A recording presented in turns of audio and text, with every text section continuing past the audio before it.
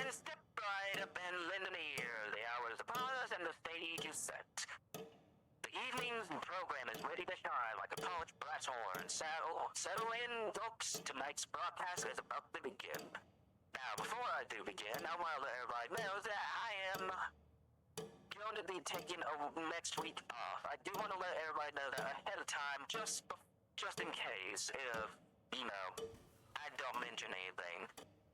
It is mostly just to kind of clear my head and whatnot. It's kind of a relaxation week. If I had to kind of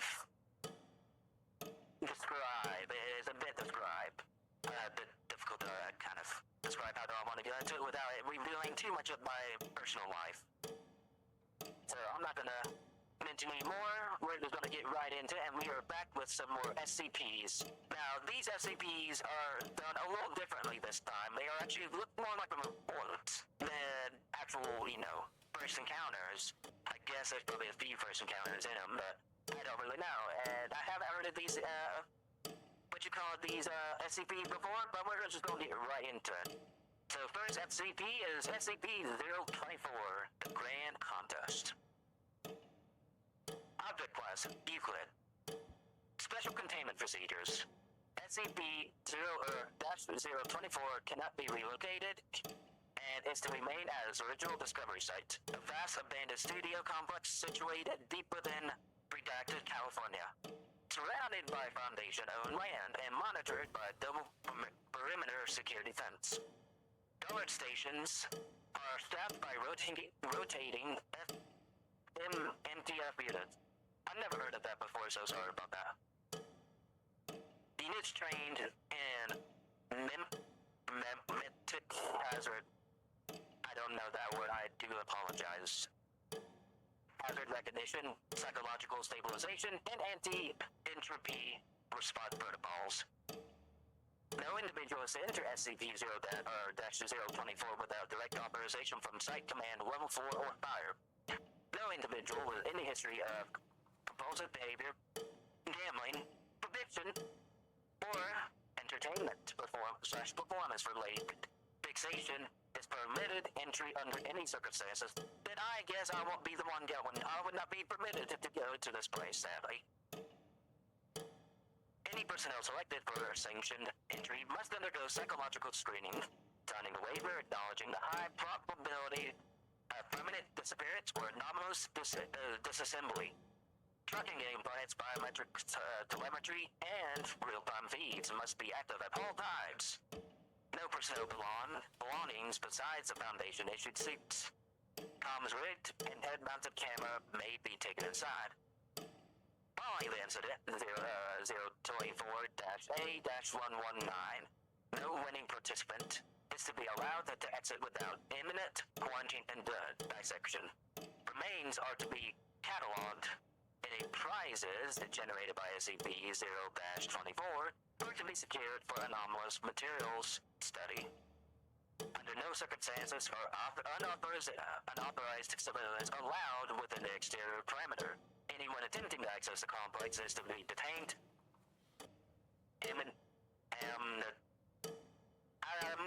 It's not euthanized, it's like anesthesia, that stuff. Anesthesiaized, I think is what it is, and released. Description. SCP-0-24 is a large industrial area soundstage facility composed of 12 interconnected buildings. The architect matches at the 1930s, around my time. Nice. Resplendent, I guess is the better term. I really did get used to that again. Modern day talk is a bit of a new thing in my mind, it seems. Hollywood Golden Age studio lot, complete with rusted catwalks, stage scaffolds, backlot facades. I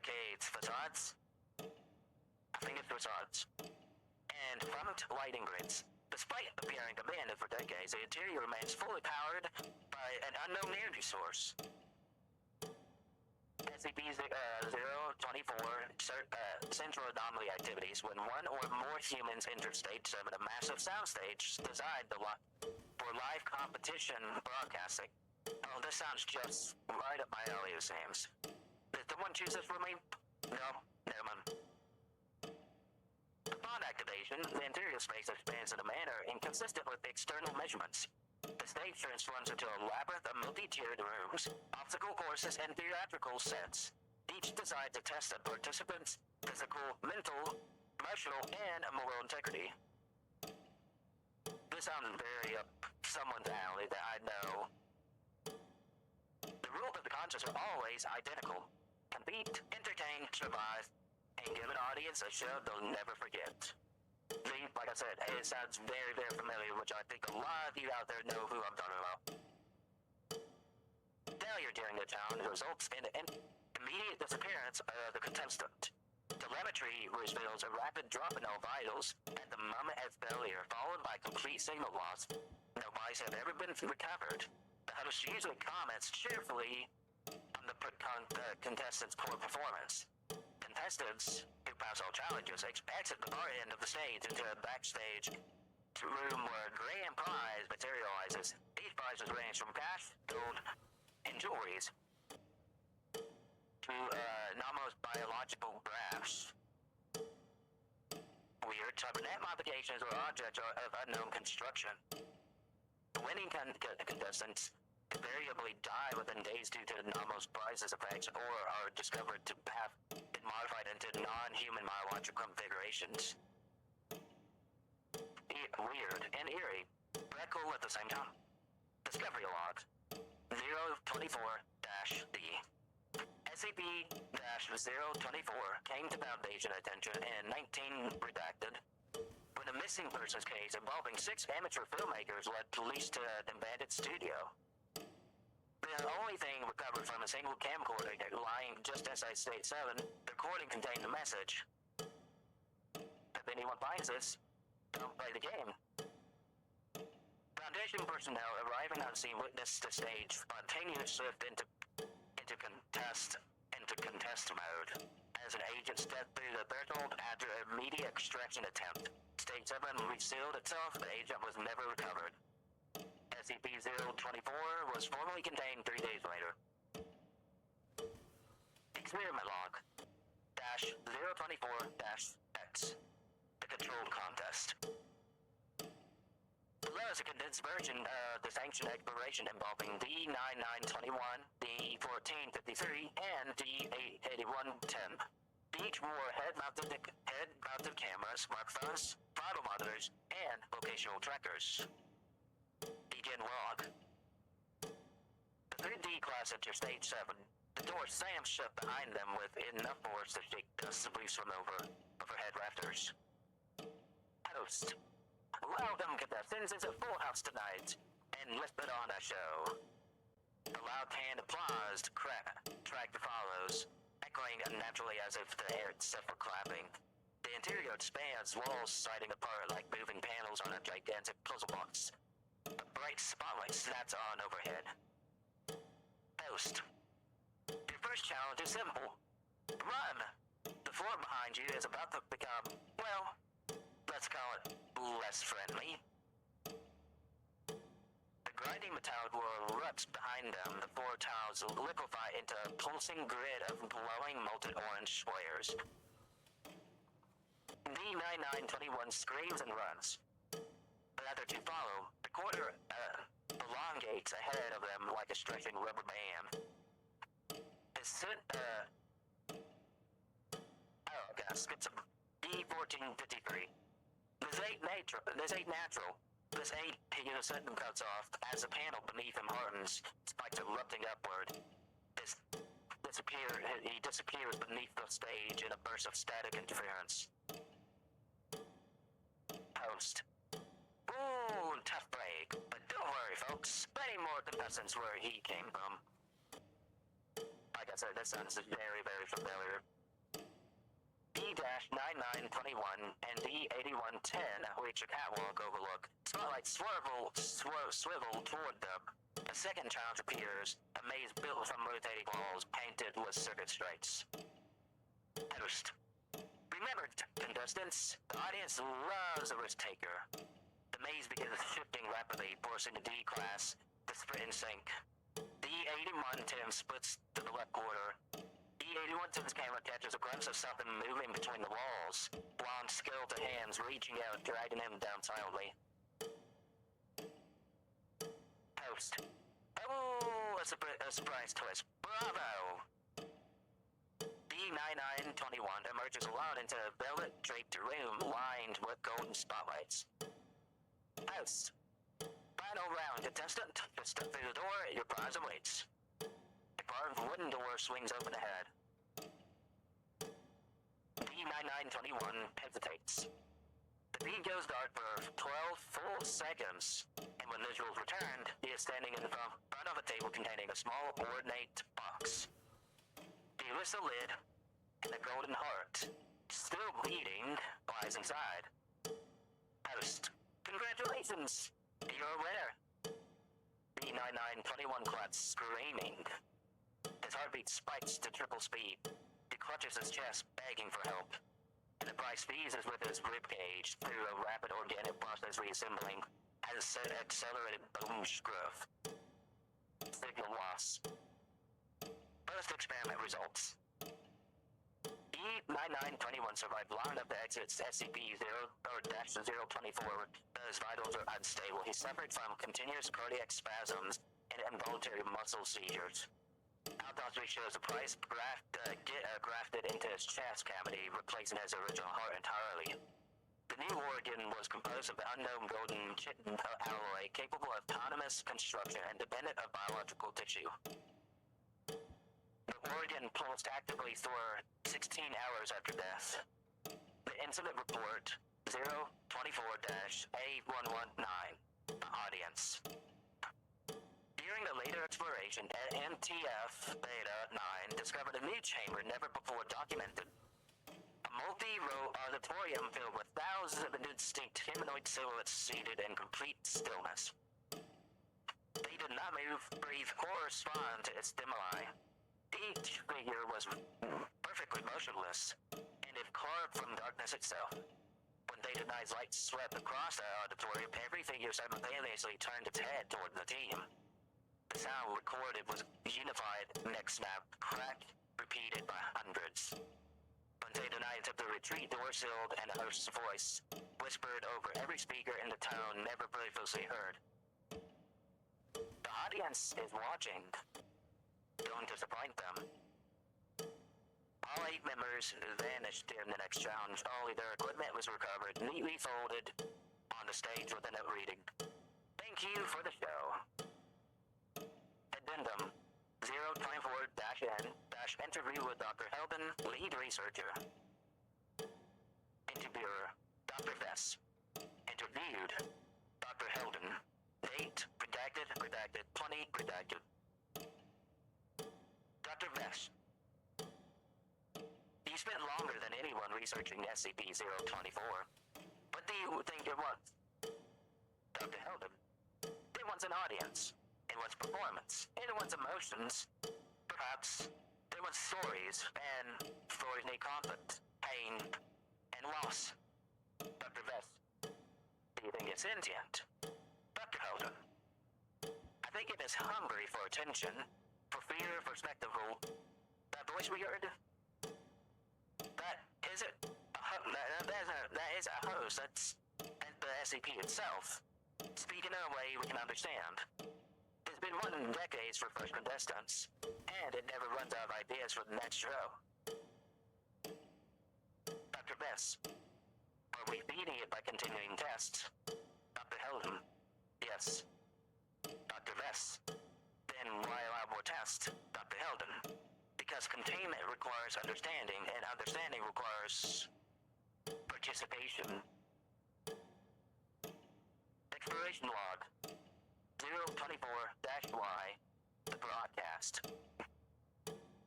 In 20 redacted, Foundation satellites detected a faint anomalous signal originating from within SCP-024.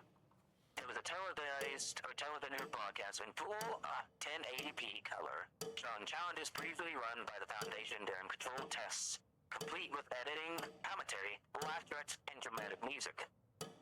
Participants screamed the host cracked jokes. The audience roared with laughter. The broadcast looped every 24 hours. The signal grew stronger each week. And after 2 months, SCP-024 began projecting new episodes, challenges that had never occurred in any Foundation exploration. These featured contestants the Foundation had never authorized entry for.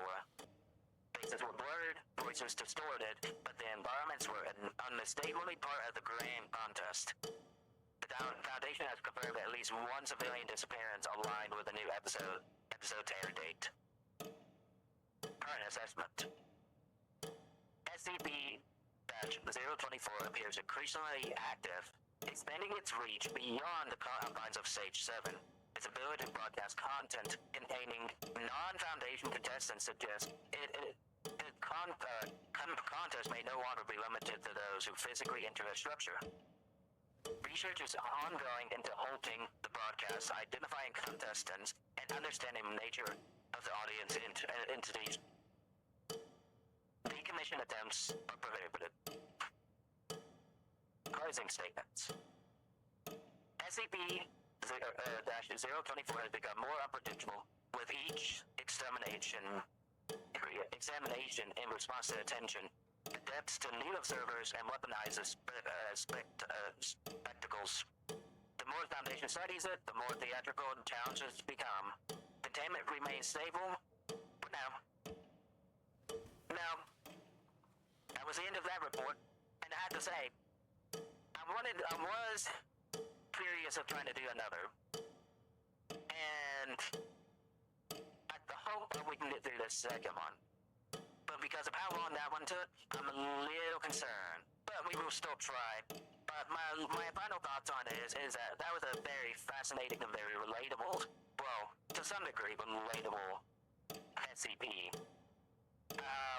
I hope there's more on it. I would love to look into more of it. But for now, we're going to continue on to the next one, which is SCP-025, the Cabinet of Curiosities. Topic class Euclid. Threat level Orange. Special containment procedures. SCP-025 is to remain secured within the dedicated climate-controlled containment chamber at Site 73.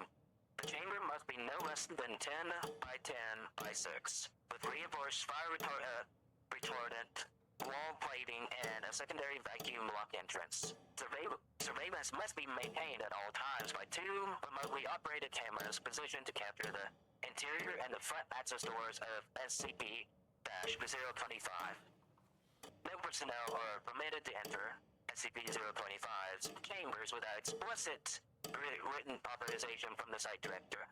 Testing requires approval of 2 Level 4 personnel and must be conducted using disposable Class D subjects only.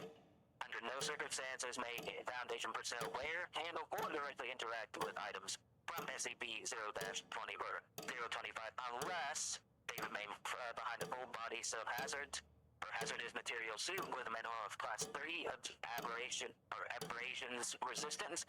Or number 2, they undergoes psychological screening confirming lack of self-harm and sedations or risk-taking tendencies. And 3, they accept the potential lethality as SCP-025's anomalous effects. Should any clothing item be removed from SCP-025 without authorization, or should an item manifest spontaneous behavior, the chamber must be locked down and evacuated. All personnel exposed to SCP-025's content must undergo a mandatory 72-hour psychiatric evaluation following by debriefing. In the event that any SCP-025 garment begins to exhibit ponderous motion, vibration, stretching, feeding, or liquefaction, the chamber is to be immediately flooded with the industrial-grade cryofoam until the anomalous activity ceases. Description: SCP-025 is a large antique wooden wardrobe approximately 2.8 meters tall, 1.7 meters wide, and 0.7 meters. Was it deep? Yep, deep. 7 meters deep. Constructed sometime in the late 19th century. The exterior shows signs of heavy wear, sports marks along the left side, the water damage along the base, and deep claw gouges on the rear panel that do not match any known tool or animal native to the region in which it was discovered. Upon opening SCP-025, observers will find a shifting assortment of clothing items. These items change from day to day, rarely repeating the same articles twice. Most mundane matching fashion ranges from the early 1900s to modern day items including men's and women's clothing, footwear, children's outfits, sport uniforms, athletic wear, protective gear, fall holiday costumes, and miscellaneous accessories. Okay. The anomalous effects manifest when any clothing item from SCP-025 is worn even partially. The second-hand item becomes fated to die, or suffer catastrophic bodily harm, in a manner consistent with the typical risk associated with that garment. Example: a firefighter suit results in spontaneous ignition, entrapment, or suffocation. A scuba wetsuit results in drowning or high-pressure lung trauma, even on dry land. The clown costume results in death by blunt force trauma, mimicry-related accidents, or being brushed under unwieldy props. I thought. A 1950s airline stewardess uniform related to catastrophic depressurization of SEAL testing room. A child's raincoat manifested a localized microstorm cell resulting in electrocution. Holy crap. Once worn, SCP-025's effect is irreversible. Removal of the clothing item does not stop them in almost progression. That's a little rough. All death events are accompanied by a brief auditory hallucination report by witnesses, a creaking door followed by soft footsteps, and then faint human laughter. Audio recording equipment has captured indistinct whispers consistent with 2 adult voices and 1 child voice, though no clear words can be identified. Discovery log. SCP-025 was recovered from condemned farmhouse outside Helena, Montana. That's odd. Sorry, I had to take a quick drink. Local authorities responded to a missing persons report involving the Loring family. Father, 35, mother, 33, daughter, 12, and son, 8. Search and rescue teams found the farmhouse empty, except for SCP-025, which occupied the master bedroom. The house displayed the following anomalies. All mirrors shattered inward. Every door removed from hinges and stacked in a pile beside SCP-025. No beds or personal belongings except clothing piles, search file, or each file containing torn, burned, or bloodstained outfits. Claws marked identical to those on SCP-025 carved into the walls and the ceiling. The wardrobe door was found open, and 8 distinct clothing items were scattered on the floor, each consistent with garments the family was known to own. Inside SCP-025, the only item present was a child's blue hoodie. When a rescue worker picked it up, it constricted around his throat. By the time Foundation personnel arrived, the worker had suffocated, the hoodie refusing to release its grip until forcibly cut away. SCP-025 was secured and transported to Site-73. Testing logs. Test Series 025-B-11. Subject D-3728. Garment: heavy winter coat, thick fur, early 20th century style. Result: within 90 seconds of wearing the coat, the testing room temperature plummeted from 21 degrees Celsius to negative 31 degrees Celsius. Cameras recorded frost forming on all metal surfaces. D-3728 attempted to remove the coat but found the zippers frozen solid. Subject collapsed from hypothermia and expired. The coat remained physically warm to the touch. Test Series 025-K-20. Subject D-4481. Garment, bright yellow rain sugar, and boots. That word's weird. Result, thunder echoed inside the sealed chamber. A rain cloud formed directly above the subject, and a bolt of lightning struck D-4481 from a height of less than 2 meters. Subject died instantly. When the personnel entered the room, both garments were bone dry. Test Series 25-S-7. Subject D-9910. Garment, black executioner's hood. Oh, good lord, was this one really? Result. Immediately after donning the hood, D-9910 screamed that someone was behind him tightening a rope. No entity was visible on video. Subject levitated approximately 1.8 meters off the ground, feet kicking neck, indenting as if constricted by leisure, cause of death, asphyxiation. Autopsy revealed rope burn marks and identical to hemp rope manufactured circa 1880. Oh my god. Incident 025-A- The Runner. Subject D-2042.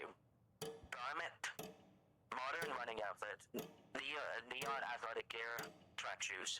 Result summary. Upon wearing the outfit, D-2042 began sprinting uncontrollably, slamming repeatedly into the containment walls at speeds exceeding 50 kilometers per hour. Muscle tearing, bone fractures, and internal hemorrhaging escalated rapidly. Subject expired after 4.5 minutes. Notable detail. Although the chamber was only 15 meters across, D-2042 achieved velocities that should have been physically impossible without external propulsion. Footprints burned into the flooring indicated extreme friction and beat. After death, the shoes continued running for 11 seconds. That's creepy. Incident 025-C-3 Voices. The routine inspections, audio sensors inside SCP-025's chamber captured the following anomalous sounds at 3:17 transcript below. Unidentified voice 1. Try it on. Unidentified voice 2. Childlike whisper. It fits now. Voice 1. Go on, you know what you want to. Voice 3. Adult harsh whisper. Close the door. SCP-0-24 or 025, not 4. Doors creak audibly. Infrared scans detected 3 humanoid beat signatures standing behind SCP-025 for approximately 8 seconds, all vanishing simultaneously. No entry plate was breached.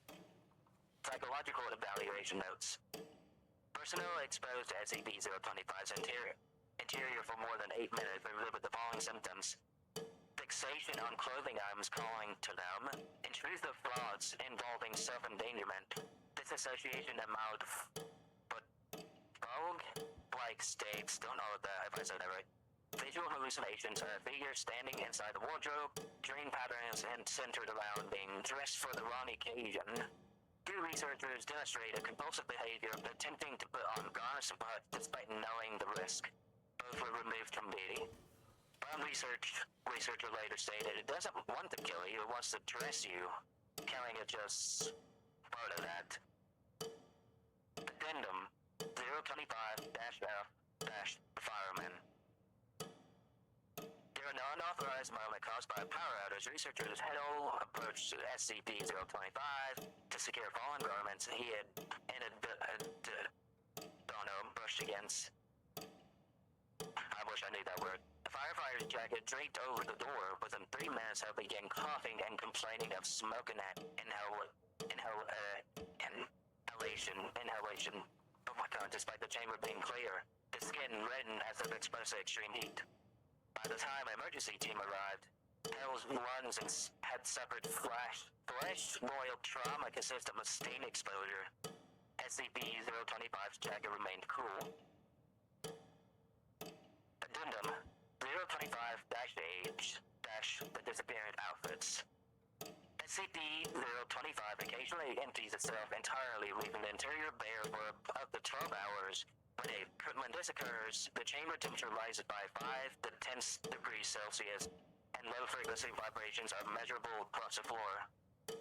When garments reappear, they are always themed similarly, chronologically to a particular era,